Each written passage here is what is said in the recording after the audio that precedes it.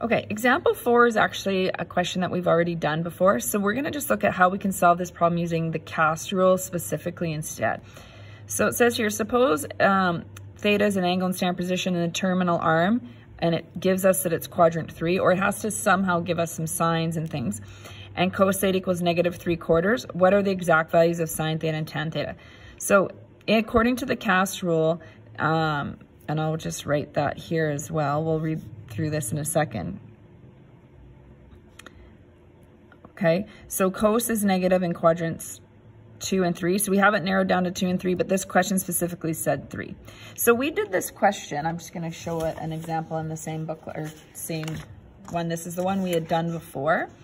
And we had already solved this one by drawing it specifically in quadrant 3 and making sure that the negative signs were in the diagram and recognizing that in the diagram we had to have -√7.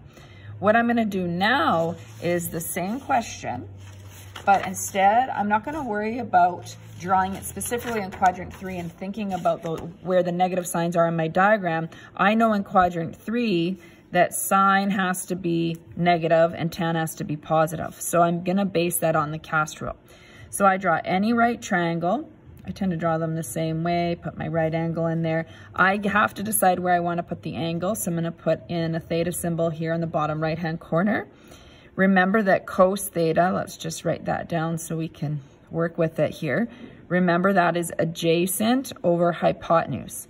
So I label 3 here and 4 here. Now I'm not bothering to put the negative sign on my triangle. I'm using the triangle as a tool just to do the algebra, the Pythagoras theory to find this value. I know the signs are going to be based on the cast rule instead, and in fact it's in quadrant 3. So we're going to do Pythagoras theory here. So 4 squared is equal to 3 squared plus b squared. I don't have to worry about my negative sign here either with the brackets. And so we've done this math before, but I'll just quickly square this. You're going to move this to the other side. You're going to get b squared equals 7. b equals the square root of 7. So this is the square root of 7 here.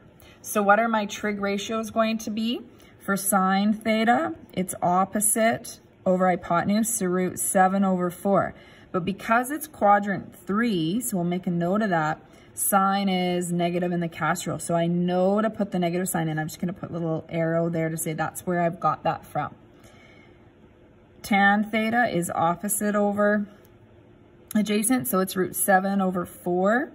And according to the cast rule, it is positive. So I don't need to put a little plus sign. I'm just going to put it in there in the work so that you know we talked about that. So here are our 2 trig ratios. So I find that a little bit of a more efficient method where we just draw that right triangle as a tool to find the 3 values. Then I use that cast rule, which you're going to use so much with the quadrants, to determine the signs that belong with the ratios in those quadrants.